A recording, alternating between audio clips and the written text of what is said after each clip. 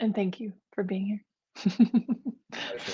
Hello, everyone, and welcome to Being Naked. My name is Venus Castleberg, your host, and I am so excited today. Um, I have so many things popping, but we'll talk about those in a second.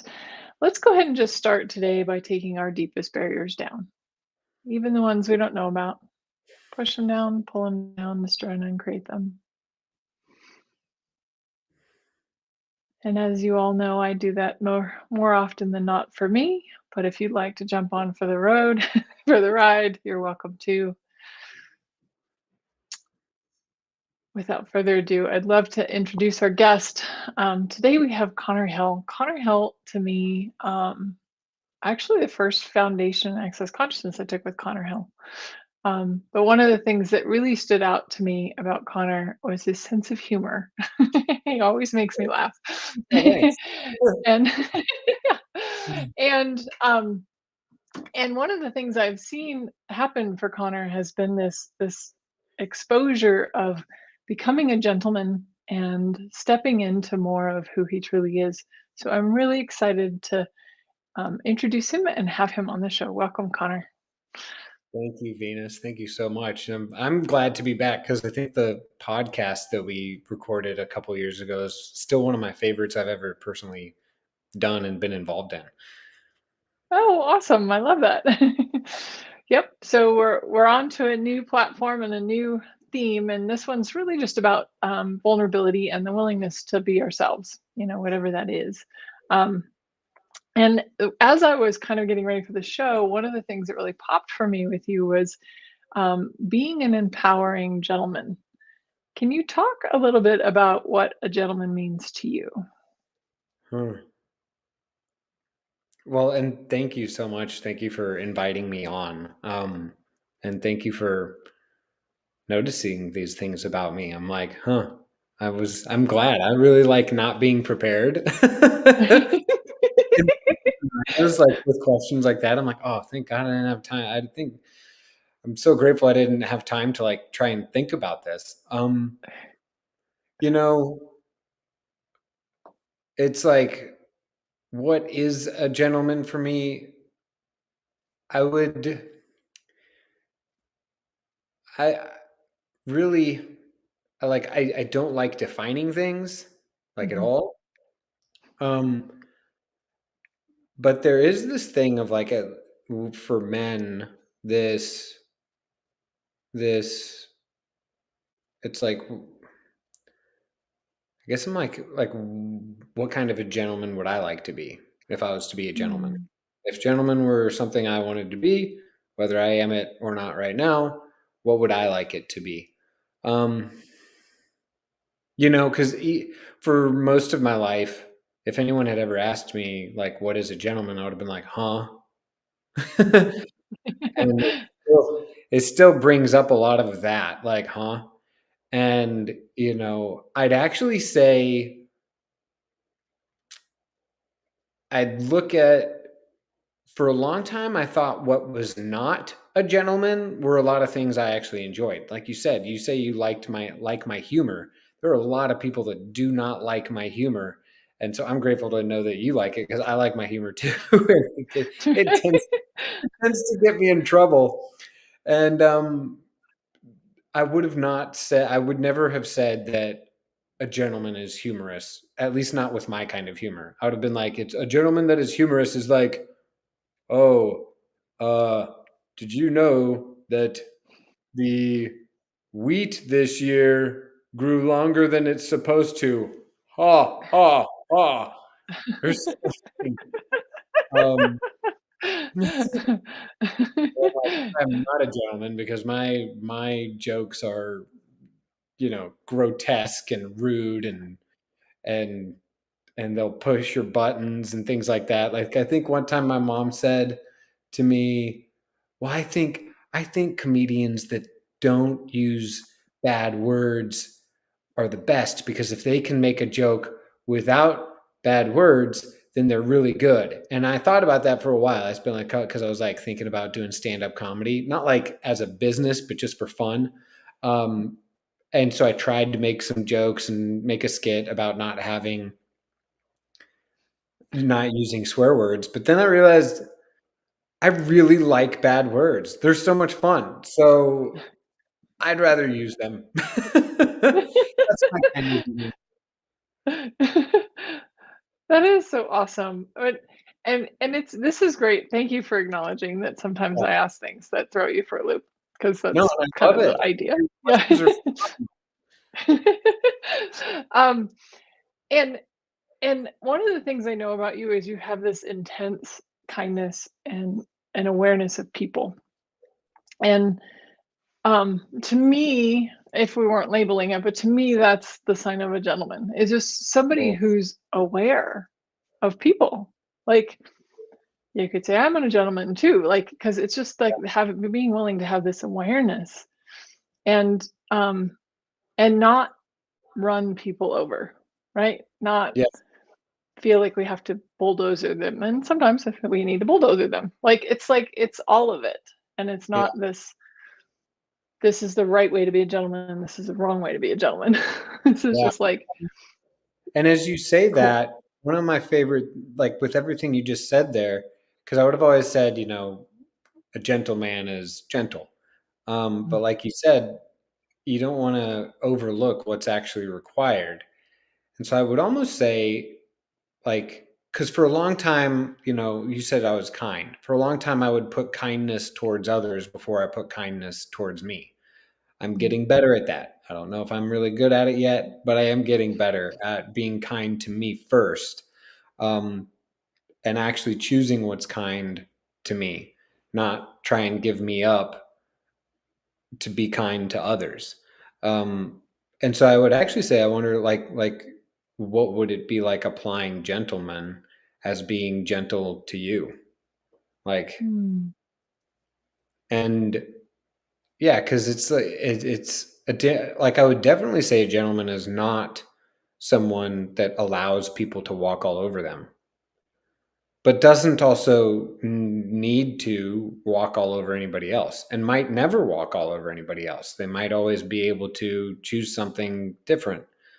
Um, but that's definitely not a gentleman's desire, is to just walk all over people. right. So Yeah, it is just kind of that awareness of others, even just yeah, awareness. It doesn't yeah, require much, right? So one would think. right, totally. But and I'm very grateful for your question too, because it's you're making me realize right now, even of, like, we have this tool and access of, or a question or an acknowledgement, whatever you want to call it, of, that which you are wrong for is a strongness. And like I Mm, said, I would have made my humor and a lot of me, because a lot of what's different, especially a lot of the things that have been wrong, that have been made wrong about me, um, are the things that I'm just different from other people. And my humor I've been made wrong for, and some people have enjoyed it. And um and it's interesting to notice that I would have never made my humor something that would be a part of a gentleman, but it doesn't, maybe it's walked all over someone, but it's never been about walking all over people. It might be about pushing their buttons and making them look at the points of views they have, which is just fun for me. That's really great. Yeah, and I love that because it really does say, it's there isn't a definition here. It's like, what is it for you? And maybe everybody today can look at, well, what does this mean for me? And I love how you said, would you be willing to be gentle to yourself first? Wow, what a gift. Yeah, Well, I'm going to change subjects, but it might not be changing subjects a little. But you like horses, correct? I do. Yes, they're fun. Okay, cool. Um, but that wasn't always the case, was it? I didn't, I rode a horse when I was really young, like in Montana for some trail riding. And I recently realized just how amazing that ride was. I thought it was normal, because we didn't go run, we didn't do all these. I wasn't necessarily like in control because I was just sitting on the horse, and the leader of the trail ride just like had my horse on a lead rope. But I recently was like, you know what? No, actually, that horse that I was on was really amazing, and it was, and I just really adored him. But I wasn't, people might think that because I grew up some in Kansas that I was like around horses, but I wasn't. It was like horses were like nowhere to be seen. And then I also grew up some in Chicago. So it was like between those two places, it's like I wasn't even around them to enough to where I like saw them.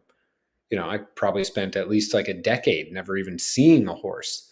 Um, Mm. so I wouldn't say it's something like it wasn't like I liked them, but it also wasn't like I didn't have like a dislike of them. I definitely wasn't totally aware of, and I'm still not, and I'm getting more all the time, but totally aware of just how amazing they actually are and how different they are than any other animal, really. Mm. I love that. What are some of the things that, if you could point some of them out, some of the things that maybe you've learned from a horse? Well, I'm gonna take what you asked earlier and I'm gonna put it to this. I said I wasn't gonna define a gentleman, but I think I will now. A gentleman can Mhm. ride a horse. There we go. Love it. Yeah. Perfect. You don't have to Drop use mic. We're good. nobody else's definition. I'm gonna use it for myself.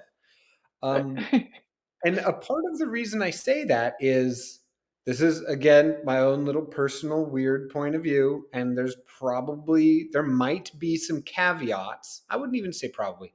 There might be caveats, and maybe there actually aren't. It's going to really depend on people's opinion about different world leaders and country leaders and things like that. But I look at the change over time, like from when let's take the presidents of the United States. Um, every president of the United States, up until in the middle of the 1900s, rode horses. Every single one of them.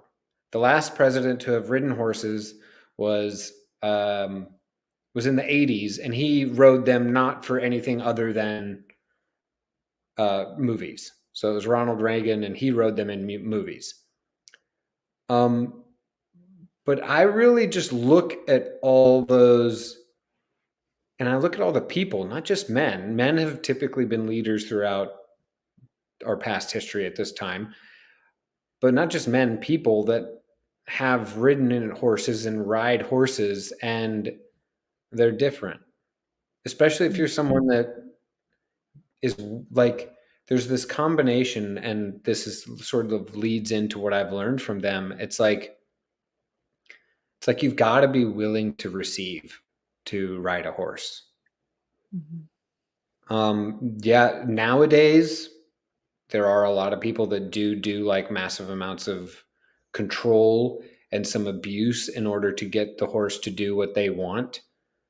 But in the olden days, for like, you can find literature that is over 2,000 years old, 3,000 years old, that talks about how to be gentle with a horse and how that's actually the means and methods by which you can get the greatest outcome with riding a horse.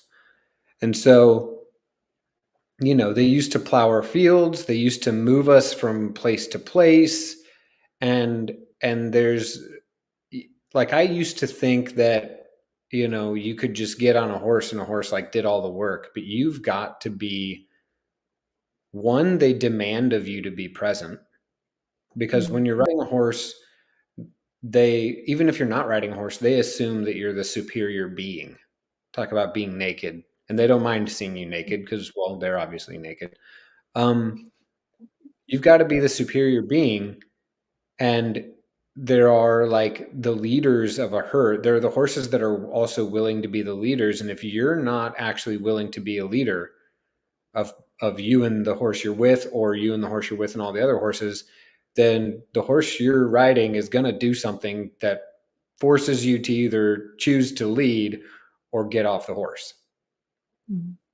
because they're like, I'm not doing what you say. You're going to kill me. You're going to get somebody else killed. You're not paying attention to anything that's going on. and I don't want to die, so you can get off my back.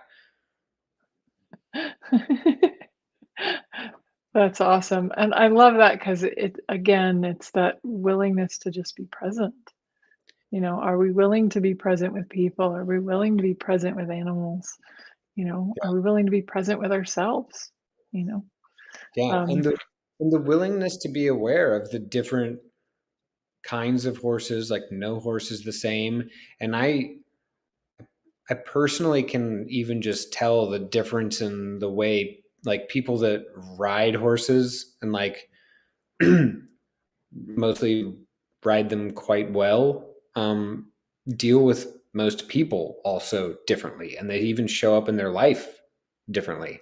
Because about one of the things, at least I've noticed a lot with horses that isn't necessarily true with other animals, is like they also require of each other to like be more, like to mm, be more aware of mm, everything that's going on, be more aware. They don't necessarily try to like rip each other down. There are some horses that do, but and some people can probably shoot me down for everything I'm saying because in the horse world, I'm still like a newbie rider. I've only been riding for 2014, 2013, 2014.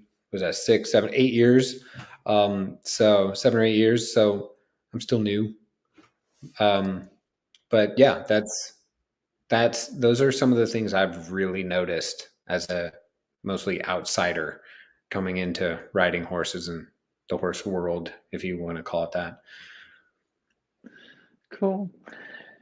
I love that. Yeah. And now, there's something I wanted to ask you about. I heard recently that you coach somebody to not facilitate their family. I know this Yeah. might seem like a tangent, but I'd love for you to talk a little bit more about that. What do you mean Don't by do it. like, and why would you say that? Like, what's your awareness around that? like, if you're going, my point of view is if you're going to make them like beg for it. Mm, And what's my awareness around that? Um, I couldn't tell you why at this point in time. I think I'll have a more of awareness of why in the future, but I do know that, and I do know that it doesn't work. right. Just it doesn't work. Right. Like I guarantee you could probably talk to some people that are like, oh, it totally works. I facilitated my family, and then if you talk to that family member that got facilitated, they're probably like, fuck that person.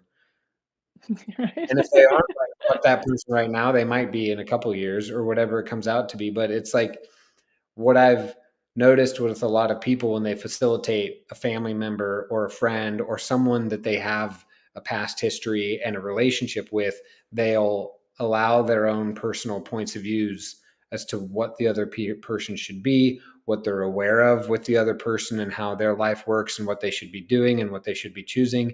And then they're going to try and facilitate them, which isn't facilitating. Facilitating, if you're trying to get somebody to choose something, you're not facilitating. That's essentially what it comes down to. And that's what Mm, typically I see is people trying to get their family to choose something that they want them to choose. That is not facilitating. And in fact, that's not riding a horse. right. Like I'm going to weave these two together. And that's why I think that leaders in the past were so, different than the leaders we have today, because you've got leaders today that are going, this is the way it should work. Well, if you've ever Mm, ridden a horse, you know that getting on a horse and going, this is the way it should work, is a real quick way for things to not work. right. And so it's like, when facilitating, when being with a horse, when being with your family, you got to be willing to ask a question. And it doesn't mean, and ask a question if you're like, fa- facilitating a person, you've got to be willing to ask a question, and the question is purely about them coming to their own awareness, Mm, not you about what. could say Yeah, go ahead. what were you going to say? That Well, I was just saying, and you could say that is also being a gentleman. Yeah, Yeah. yeah. And then, I mean, because you that question about what have I learned from horses is really great because there's a lot of things, and we definitely couldn't cover it in the time that we're here because I don't even cover it totally in a conscious horse, conscious rider class when I facilitate one of those. But it's like there's this combination of when you're being that leader with the horse, you're not just willing to choose, but you've got to be choosing constantly. Like you've got to be Mm, choosing what you would like to create and be totally aware of the horse's reality and like not give up your reality for the horse, but also it's it's an interesting thing because what a lot of us think choosing is kind of this thing of like I'm going to choose and you need to come along with me. mm, And then the horse doesn't go along with you, but it's a 1,000-pound animal. Your family is not a right. 1,000-pound animal, so they're a little bit easier to kind of move along sometimes. You're like, "Get in the car and Sometimes. take me this way." You know? Um, Oh, I love that.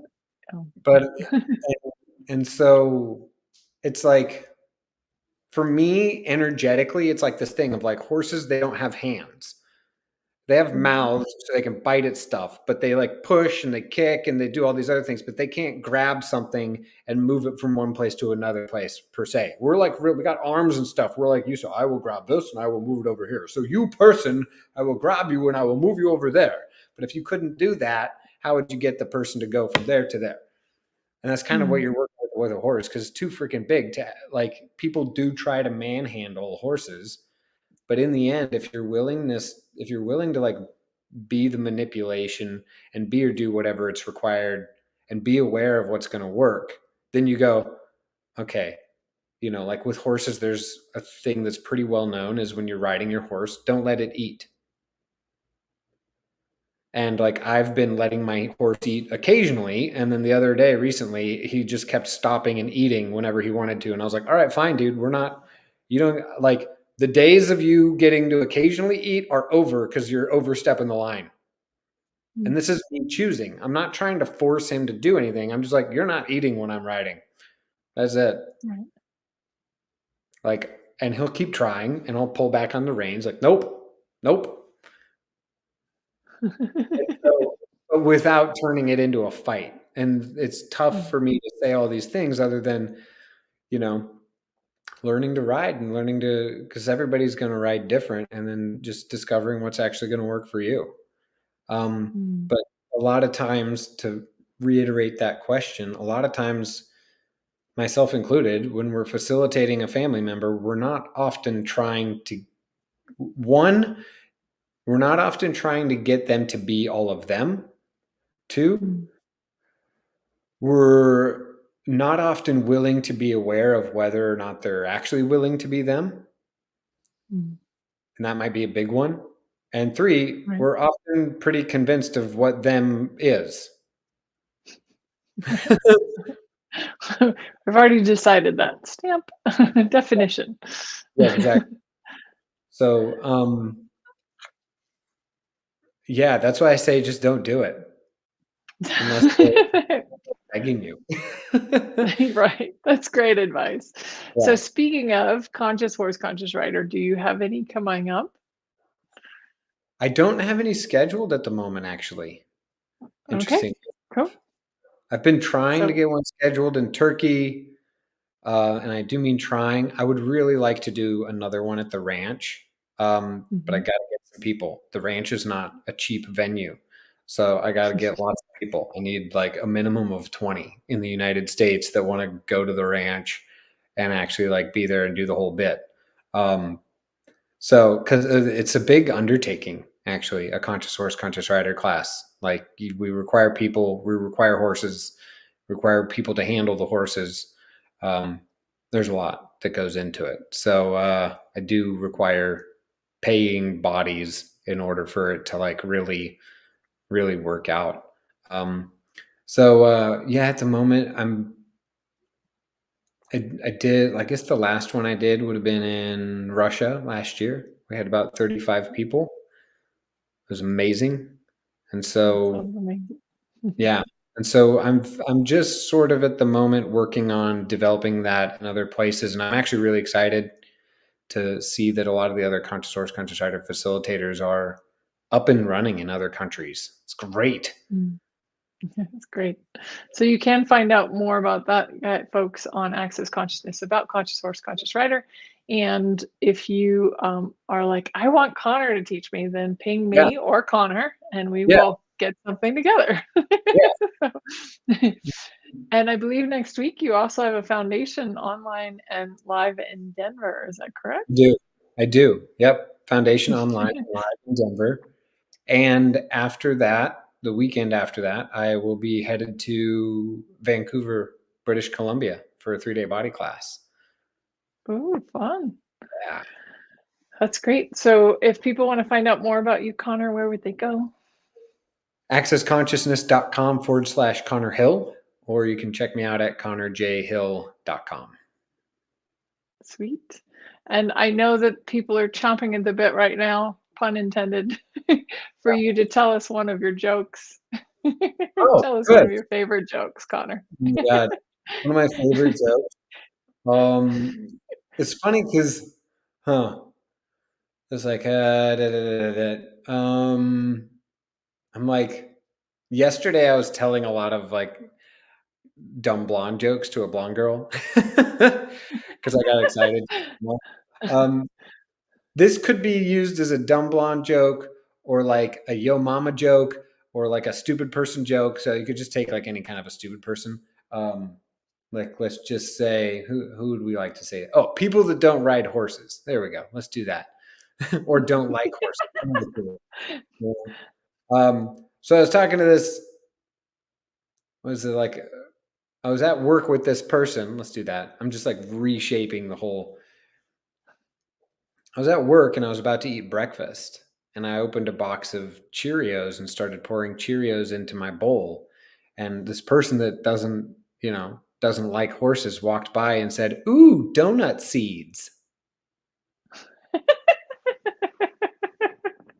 So I said, "Yeah, if you want to plant them, here's a few. You can plant them at your house, and you'll get donuts in a couple of months."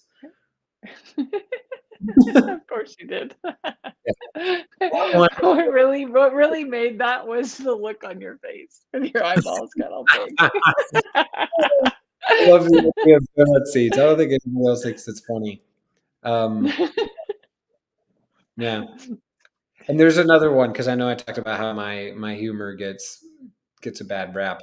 Uh, Another one of my favorites is it's a good pickup line. So you can walk up to somebody at a bar or wherever and go, "Hey, would you like to 68 and I'll owe you one later?"